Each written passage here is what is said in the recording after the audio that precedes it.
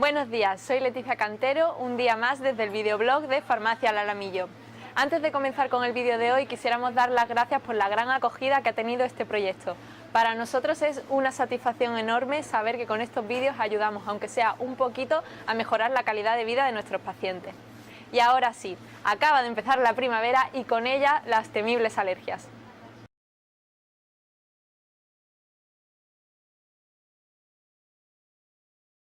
Las alergias son una patología muy frecuente en nuestra sociedad.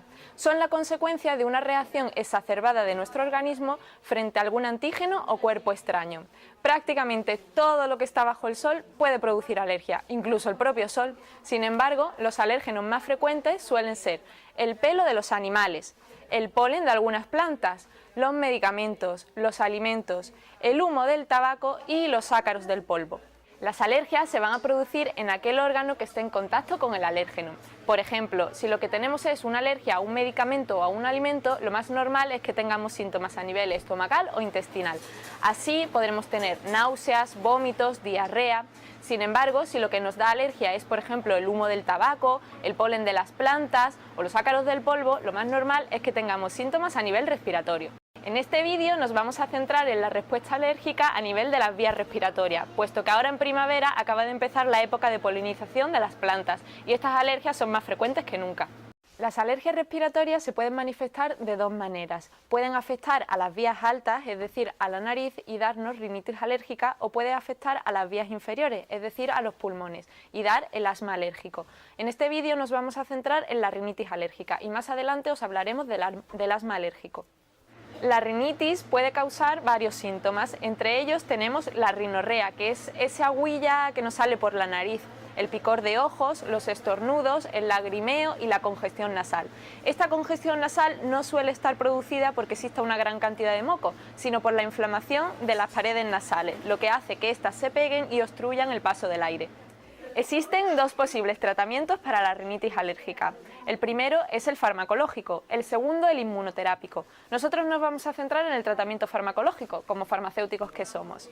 El tratamiento farmacológico va a depender un poco de los síntomas que tengamos. No será lo mismo que tengamos una rinitis que curse con picor que una rinitis que curse con congestión nasal. Por eso, cuando acudáis a la farmacia, tenéis que preguntar al farmacéutico cuál será el preparado que mejor os vaya según los síntomas que vosotros tengáis. También se puede dar el caso de que tengáis más de un síntoma, por eso existen preparados que incluyen más de un principio activo para combatirlos. Estos tratamientos pueden darse por vía oral, en forma de comprimidos, pero también por vía nasal, en forma de sprays nasales. Los sprays nasales tienen el problema de que pueden producir un efecto rebote. A las 3 o 4 horas de haberlos utilizado podéis notar que los síntomas empeoran. ¿Y qué hacéis en esos casos? Decid la verdad. Lo normal es que los volváis a utilizar. Sin embargo, con esto corréis el riesgo de que exista una sobredosificación. Tenéis que tener en cuenta que los sprays que lleven tramazolina no debéis de utilizarlos más de 4 veces al día. Los que lleven fenilefrina, nafazolina y silometazolina no debéis de utilizarlo más de 3 veces al día. Y los que lleven oximetazolina no debéis de utilizarlo más de 2 veces al día.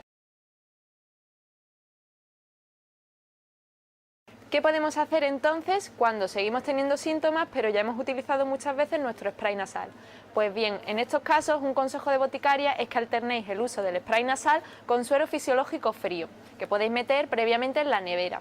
¿Por qué? Porque el suero fisiológico producirá una vasoconstricción, pero no producirá efecto rebote. ¿Cómo podemos hacer esto? Pues bien, podemos utilizar el spray nasal en un orificio y el suero fisiológico en el otro. Cuando pasen 2 o 3 horas y volváis a tener síntomas, alternaremos el uso de uno y otro.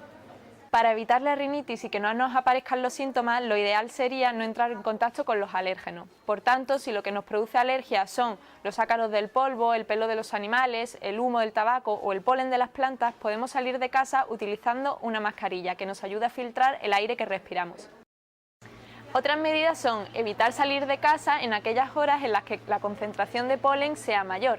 Esto suele ser desde que amanece hasta las 10 de la mañana y desde las 7 de la tarde hasta que anochece. Debemos evitar también las zonas en las que exista mucha vegetación, como pueden ser el campo o los parques.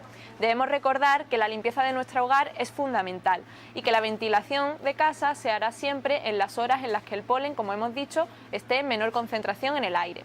También cuando salgamos de casa debemos de utilizar siempre unas gafas que nos ayuden a proteger nuestros ojos. Y por último deberíamos de evitar las horas en las que la exposición solar sea mayor.